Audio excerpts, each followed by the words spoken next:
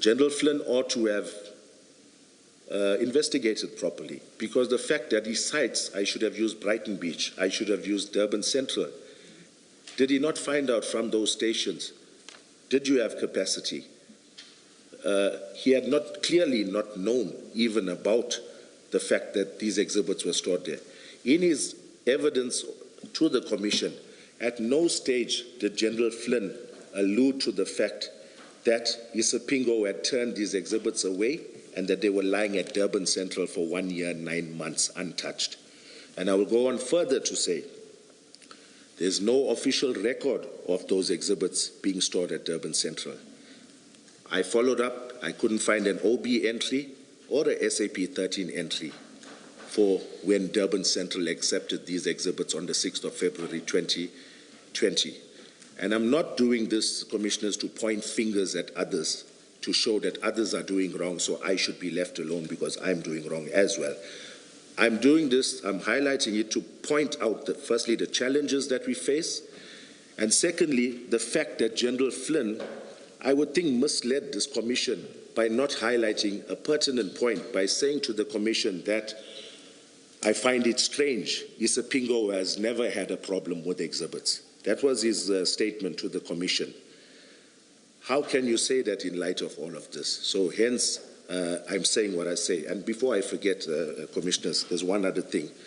I've perused an affidavit of General Flynn's where he cites this Mandrax case, and like I highlighted, he did not point out the fact that it was stored at Durban Central for 1 year, 9 months. He goes on further to state that when the exhibits were confirmed to be Mandrax. In his statement, he says the exhibits were confirmed to be Mandrax. Now, I find this strange, seeing as how the date of destruction by the FSL was the 12th of November 2022, or 2021, that this was destroyed. Those exhibits from Isipingo that moved to Durban Central, it was now taken out the vault. On the very same day, the members took it up to Pretoria, and the exhibits were disposed of. They were taken to an incinerator at some undisclosed location. So I fail to see where there is confirmation that this indeed was Mandrax, because no analysis was done. It was merely destruction or disposal. So once again, it's a concern to me that General Flynn covers those bases when it comes to another member. Yet when it came to this case of ours, the investigation, I would, like I say, was, to me, not done objectively. Thank you. Colonel, I wouldn't want you to be misunderstood or what your testimony is. If I can try again to take you back to Commissioner Baloyi's question, and I'll do that with reference to your own statement, okay? If you look at your paragraph 72, the question by Commissioner Baloyi is, what is the false narrative that you say General Flynn created? You understand that? And I want you to consider a response to that question in the context of what you state at paragraph 69 and at paragraph 71. At 69, you say, and I read midway, in the absence of any credible evidence before his visit to my office, his being General Flynn, I can understand how it is a plausible theory that the drugs were placed in Port Shepstone so that corrupt members could steal it.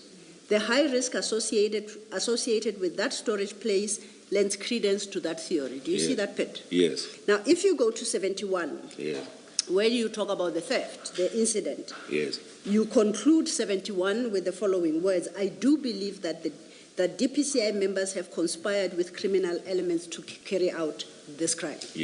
So this is what you testify to. Now, in the context of what you say, what is the false narrative that you say General Flynn presented to the Commission? Okay. Thank you, Commissioner.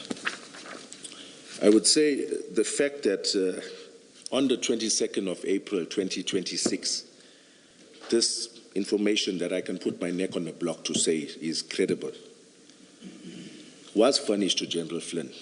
He had ample time, or I wouldn't say ample, to finalize the entire case. But obviously one would have expected him to now compare this newer information, compare it with his initial theory, and look at the two, whether they gel. Investigation is all about a process of elimination. Initially, we all are suspects, as you further investigate, you start narrowing down your suspects to a few individuals, I would think. But none of that happened, despite us furnishing such credible information. And I must add, we had no clue that General Flynn was to come before the Commission to give evidence. So it was not done with any purpose in mind. It was done in good faith to inform him, because they were investigating this theft. So I'm saying that the fact that we furnished this info, yes, it still does not or exclude us as suspects, those of us who furnished this newer information. However, if you've had a few weeks to try and further investigate this, one would have expected you to have had something that a little more credible than this theory of it being by design, which there's no factual evidence to corroborate it. Then just to clarify, your testimony is that the false narrative is that those of you who were involved in the seizure had any hand in the disappearance of the theft. That's what you say is a false narrative to the extent that it is created. No, I think that's a too blanket statement, Commissioner. Okay. I wouldn't want to mention names, but obviously I did go on to say that I believe that DPCI members were involved. So and it's precisely because of your confirmation of that belief you hold at 71. Yes. I'm trying to understand what your challenge is. Yes. And maybe we might just not get there. Yes, due to the sensitivity of it, which General Flynn has been fully made aware of, he would be able to understand what the statement means as well. Thank you, Commissioners. Can I go back to paragraph 20? I assume he has finished his statement. You're going to do your probing. I just want to clarify 20. Yes. On page 4, Colonel.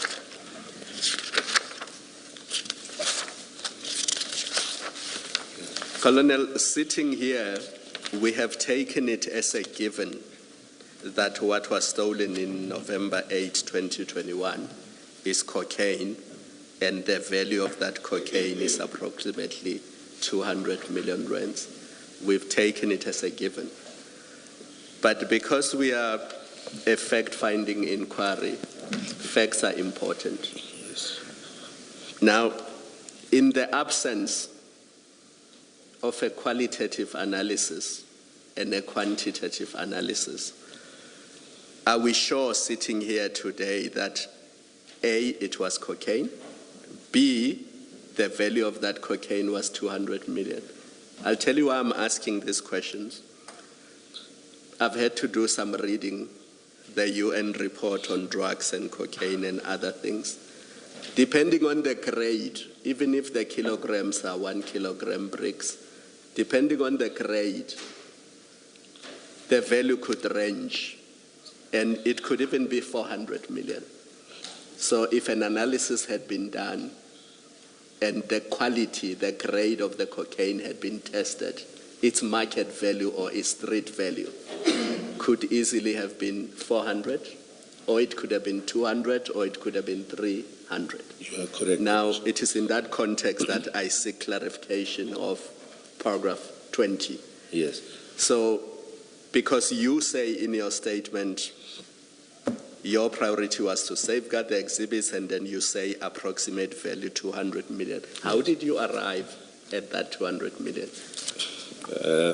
At that stage, cocaine was selling for about between 180 and, was it about 400, maybe 300 to 400,000 per kilo, 300 to 400,000. So I think that's how we arrived. But that was the average price. Average price. And it also depended on the grade. Yes. Just to expand on that, Commissioner, with the grade, yes, the FSL can tell you percentage and purity. If we don't normally get that, but I hear that they have that capacity now.